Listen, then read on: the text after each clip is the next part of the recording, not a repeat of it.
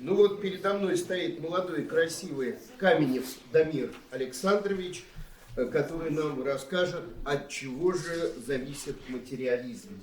Ой, ну прям так и как он привязан к нашей реальности. Нет, просто от чего зависит. Важны ли деньги в нашей реальности или важна ли духовность нашей реальности? И что сильнее, зомбоящик или холодильник? Вот, рассказывайте.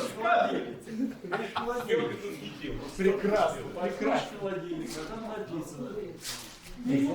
Соскучился. Дамы и господа, я молчи. Идет запись. Именно о том, вот такой странный вопрос, от чего зависит материализм. Мы все привыкли, что материализм — это одна из ветвей философии, такая же, как все остальные ветви. Но вот парадокс. Если мы поедем, допустим, в Индию или на Тибет и скажем, что мы материалисты, то на нас посмотрят соответствующе, скажут: вы кто? Лечиться, батенька, надо лечиться. То есть там это воспринимают как болезнь. Почему? Если мы пойдем в Африку, то мы с удивлением узнаем, что там то же самое. Потому что в Африке, допустим, человек может прийти в суд, вот только что вот до меня юрист выступал, и заявить: вы знаете, убил, да, убил, но вот ведьма, вот она меня околдовала. Это аргумент. И этим пользуются не при каждом убийстве. А он может даже сказать: меня там 2 дня назад околдовало. То есть у них есть какой-то механизм проверки, потому что это говорят не каждый раз. Иначе это, извините, иначе это говорил бы каждый убийца и всех бы оправдывал. Нет. Говорят только некоторые. То есть вот тут у него есть представление о том, что есть что-то нематериальное. Вот совсем-совсем что-то нематериальное. Околдовал. Хорошо, есть еще такое явление, что наши дети, вот особенно когда маленькие, они не материалисты. Материалистами они становятся потом. Не отвлекайте меня, пожалуйста. Простите. Дети видят какие-то сущности потусторонние. Дети там заходит только человек в помещение, ребенок уже чувствует, в каком он состоянии. Или там: папа, ничего не знаю, это плохой дядя. Почему плохой дядя? Ничего объяснить не могу. Плохой дядя. Ну ты же даже, он же еще слова не сказал, этот дядя. Плохой. Чувствует. Что-то чувствует. Да и вот мои дети, когда были маленькие: папа там в углу, злой дух. Злой дух.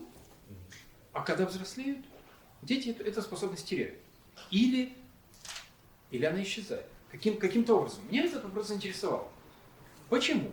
Как? Что может на это влиять? Я обнаружил, что самое первое, вот что влияет на выбор человеком, материалист он или не материалист. Тут я не буду противопоставлять материализм другим философским течениям, меня интересует только он сам. Оказывается, очень сильно влияет астрология, то есть влияет, под каким солнечным знаком человек родился.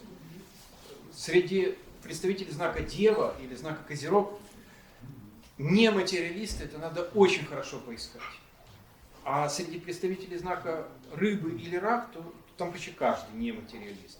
Потому что что-то чувствует, где-то что-то есть. Даже уговаривать не надо, что кто-то там за нами наблюдает. Или что-то наподобие того.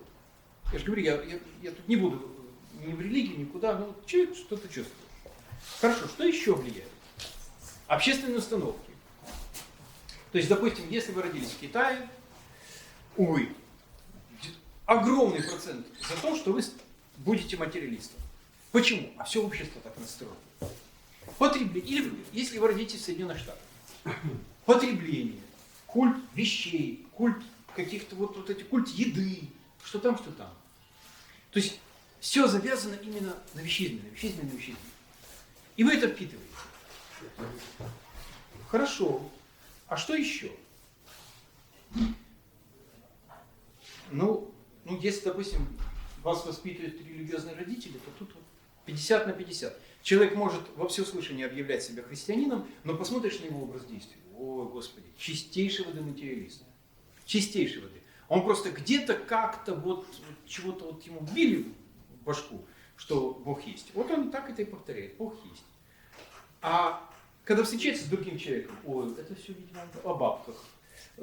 Там, а какие у него, у другого человека мотивы? Там, у третьего, у четвертого. У этого секс, у этого бабки, у этого власть. Все. Ничего нематериального для него не существует. Человек не материалист только на словах. Хорошо, меня это заинтересовало, я стал исследовать. Я работаю с детьми профессионально. Что происходит с детьми, что они принимают материалистическую философию? Оказывается, школа. Что происходит? Вы идете в школу, вы все когда-то были в школе, и там начинаются какие-то травмы, какие-то вот события очень неприятные. Вас кто-то ударил, кто-то что-то отобрал, кто-то там пнул, кто-то вас перед учителем оговорил. Или вас, допустим, несправедливо наказывают, вы ничего не можете доказать учителю. Все, ты подрался, ты виноват. Или там, ну не знаю, что, там, допустим, ты там бегала, если это девочка, все, ты виноват. А почему? Никто даже слушать не хочет. И дети ставят себе эмоциональные блоки. Вот этого я не вижу. Дети не знают, что вместе с блоком они перекрывают себе и восприятие. Когда этих блоков наставлено к 10 классу уже выше крыши, все, человек уже выходит, так, ничего нету. А что есть? Понимаете, вот вещи, они по-прежнему есть. А все духовное, нет, я лучше не буду об этом думать, потому что больно. Все. Ребенок это запоминает и так по жизни и идет. Все, он уже материалист. Потому что боль никто идти не хочет. В каких случаях еще бывает материализм? Допустим, забирают парня в армию. А там с ним общаются как с вещью. Почему? Выгодно. Выгодно. Солдат не человек. Если ты вдруг думаешь, что солдат это душа, ты же не сможешь его послать там на смерть. Или там сделать какую-нибудь гадость, которую вот... Ты понимаешь, что вот это? Приказали сделать гадость. А он человек живой. Ты не сможешь. А вот если он вещь, он функция, пожалуйста. Материализм. То есть неизбежно. Пойдите, найдите такого военного, который не был бы материалистом в повседневности. То же самое, ну то есть военные принимают философию материализма, чтобы скрыть преступление перед человечностью, скажем так. Это не только у военных. То же самое может происходить в семье, если жена дурно обращается с мужем. Ровно то же самое. Вот она его пилит, вот она зудит, вот она ему там все его начинания в туалет спускает, извините. Ну, прикрывается, ну ему ж только все одно и то же нужно. Это он для меня должен, нужен, важен. Там. А ему что? А что может быть нужно вещи? Ничего. То есть выгодно. Вот это вот мелочная, подлая, гаденькая выгода. Ну, может быть, не мелочная, может быть, весьма крупная. Хорошо, что еще может приводить и усиливать материализм? Та же выгода, но в размере государства. Допустим, если вдруг кто-то понимает, что вот если у вас в Англии там, или где-то во Франции есть ученые, и у этих ученых, ну скажем так, есть душа, то когда ученый создает какую-то ядерную бомбу, он вам ее даже не расскажет. Потому что он чувствует, ой, что-то сейчас будет. У него есть какое-то понимание, что ладно, в материальном мире там и премия, и как бы ему и должность, и почет, но это же плохо. Поэтому очень выгодно насаждать материализм. Прям крайне выгодно. Неважно, это потом умные люди подумают об этом. Ты, главное, делай. Да ничего же не существует. Есть тело, есть мозг. Где ты душу видел? Вот правильно человек спросил, вот когда Горбадей был, извините, я не знаю, как вас по имени отчеству. Сергей спросил, где локализуется в вашем мозге душа? И Горбадей стал выкручиваться, выверчиваться вот тут. Она в вибрации. Нет, конкретно. Потому что вот до сих пор в мозге эту душу не нашли. Да, нашли зрение, слух, обоняние, осязание. Знают, там какой нейрончик там воткнуть, чтобы у тебя страх был. Ну страх это что? Это датчик, да? Или там, чтобы тебя ужас обуял. Там буквально соседняя клеточка, да? Вот туда воткнешь, и человеку будет ужас. Но никто еще не нашел вот что такое с мозгом сделать, чтобы вот был благородный человек, вот ему воткнули в мозг, ну, извините, вот эту вот штуку, да, и стал сразу подлец. Или наоборот, там на подлеца там чем-нибудь там повоздействовали, и стал сразу благородный человек. Нет таких опытов. Почему? Верх Есть такие опыты. Душа связана с кровью. Чтоб сразу подлец. Последние научные исследования. Чтоб сразу негодяй. Нет, сразу. почему? Человек многополярен. Ну, а если не сразу подлец и не сразу негодяй, то значит что-то есть, что не в мозге, а мозг только... В мозге передаточные функции, их очень много. Да. Очень много нашли. Да, да. Но ни одной не нашли до сих пор центра, который принимает решение. То есть Да. тот, который Управляющий. вы называете «я». Ну, значит что? Значит, видимо, правы те индийцы, тибетцы, африканцы, которые говорят, что материализм это все-таки вот что-то сродни болезни. Правильно. Правильно. Потому как Болезнь. давайте посмотрим, вот любая болезнь, она вас в чем-то ограничивает. Правильно? То есть, ну, вот если человек хромает, все, он уже не может бегать. Там, если у человека болит желудок, то он уже не может нормально соображать, потому что желудок, вот, зараза такая. А материализм делает то же самое. То есть, если, допустим, возьмем того же Теслу, вот он заявлял, что он там впадает в медитацию, там сообщается с какими-то пространствами, там какие-то инопланетяне ему что-то говорят, он это обдумывает, взвешивает. То есть, что он говорил, что он какие-то там иные миры, там что-то вот такое вот проникает и оттуда это все берет. Да. А современные ученые, вот, Все разные. все, ну вот возьмем какой-нибудь стандартный, вот тут стоит, Да, есть докладывает. новые Вот ученые, как только их не он знаю. материалист, он не может изобрести ничего нового. Да. Потому что он, вот дали ему вот эту вот исследовать, вот он и будет его исследовать. Творческого подхода нет. Да, Творческого совершенно верно. подхода. Творческого подхода нет. Ну так, тогда получается что? Все-таки скорее это как болезнь. Убивается творец, человек из детства. А если материализм это болезнь, тогда как человек заболел? А кем он был до болезни? Почему человек заболевает? Почему человек принимает эти решения? Мужчины по-своему, женщины по-своему. Как так получается? Почему мы люди массово впадаем вот в это заболевание? С чем это вызвано? Принуждение, социальное принуждение в тех или иных аспектах. Есть ответ. Хорошо, есть социальное принуждение, Принуждение. а если нет социального принуждения? Потому что наверняка и в Нет, Тибете, нет и в Индии такого. тоже есть материалисты. Ограничение, детерминация, обусловленность. Все это есть следствие матрицы, в которой мы живем. Я задаю вопрос другой. Я понял ваш ответ о том, что социум влияет. Но ведь не только социум. Допустим, человек может стать материалистом, именно защищаясь от страданий. Ну, тот же пример школьника.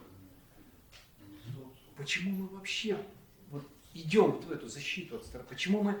Почему мы сами себя ограничиваем? Посмотрите, сколько материалистов вокруг. Их же огромное количество. Почему люди такое с собой делают? А потому что их обескачивают.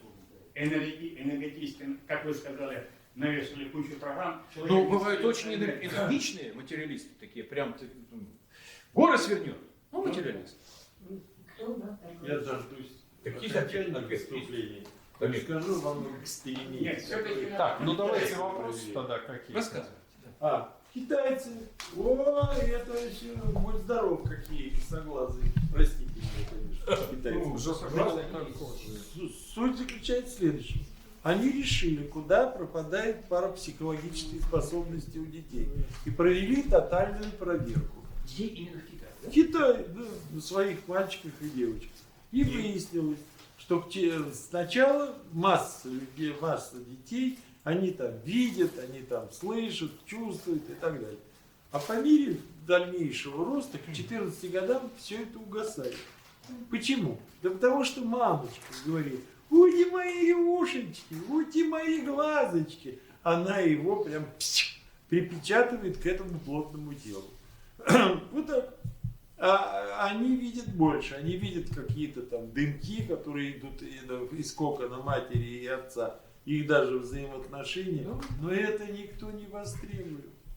И к 14 годам угасает. Остаются только одни какие-то единицы, и говорят: все, пошел вон. вот за тобой демоны стоят, вот, а там свет Божий идет. Я в храме был, я там видел, как там происходит сход вот в определенном месте этих лучей и так далее. То есть не востребовано.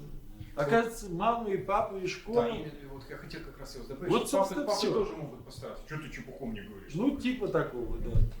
А если родители мальчик этого не делают? мальчик сидит, Если мне сосед рассказывал по работе. Мальчик сидит и говорит, сейчас вот сюда войдут 2 человека. И бабушка едет. Нормально.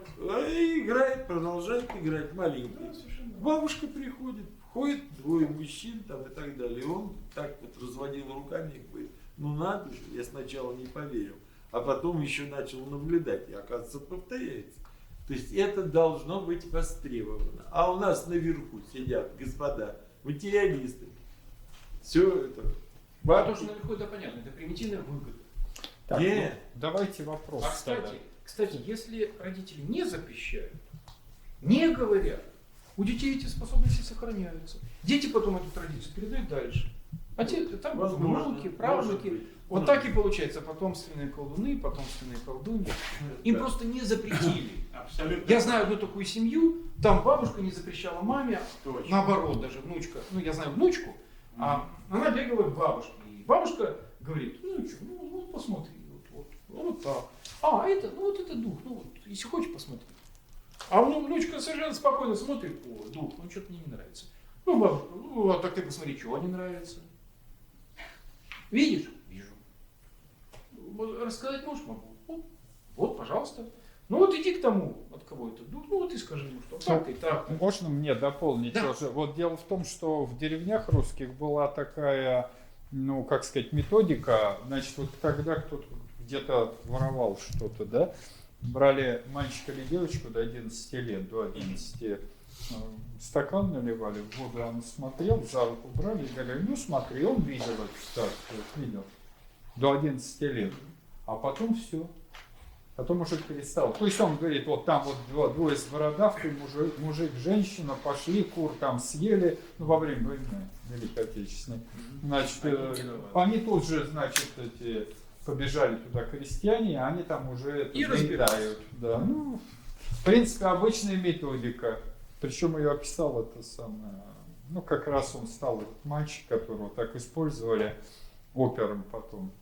Саша, Александр. вот как раз в вашем Точно, примере. Александр Иванович. Пример, Точно. вот аргумент Сергея не работает. Если в деревне, Как не работает? а вот так, если в деревне, ой, погодите, это аргументы выдвинул вот тот, который за вами был. Так, ну у нас уже дискуссия, Дамир, мы должны завершать. Социум не запрещает в деревне, потому что нет этого государства, вот этого большого общества, а способность все равно теряется. А ведь у некоторых не теряется. Вот от чего это зависит? У меня же тема какая? От чего зависит материализм? Почему у одних теряется, у других не теряется? Ну вон тянет руку Дамир, наш старший товарищ. Я что хотел бы, я что хотел бы, так сказать, вот как бы спросить и в то же время по сути вашего сегодняшнего доклада, что материализм или материя является всего лишь экраном реальности, которую мы считаем объективно существующей, а в самом деле это иллюзия коллективного нашего сознания. Понимая, как строится эта реальность, мы сможем создать картину гармонии, абсолютной гармонии и вечной жизни. Ну, есть она гармония. Так Бывает, понимание что механизма, не как очень создается реальность, как создается материя. Материя – это иллюзия, всего лишь экран. И если мы прекрасно понимаем, что экран можно свернуть, а принципы создания экрана, так сказать, вернее, изображения на экране, образов на экране, так сказать, они внутри, вот познание этого внутреннего мира, информационно-духовного создания процесса. Все, время Все, кончилось. я прошу Да, прощения. прошу Ну, прощения. я думаю, Можно я то есть секундочку понятно. отвечу? Ну только секундочку. Джеки Чан очень хорошо ответил в одном фильме на вопрос материя иллюзия. Он тогда играл роль ученика, а у него был некий учитель. Он учитель говорит, материя иллюзия. Учитель говорит, флоп. Хрен с этого. Иллюзия. Иллюзия. Еще раз, иллюзия. Материя это не иллюзия. Мы прикрываемся материей. Пойди выпей что-нибудь, пойди съешь что-нибудь, пойди развлекись. Прикрываемся, но материальный мир все равно существует. Он не иллюзия. Он является элементом Ну, Триединство. Триединство. Источника, действия и результата. Да. Это экран. На самом деле все. Да. И материальная часть здесь присутствует, и Совершенно духовная. верно. Я вот там выступал и говорил, что нам нужна другая наука. Новая которая парадигма. будет изучать. Парадигма новая. Так, Понимание мира. друзья, Да. предлагаю дискуссию прекратить. У нас выступающий, видите, что делает с собой. Да.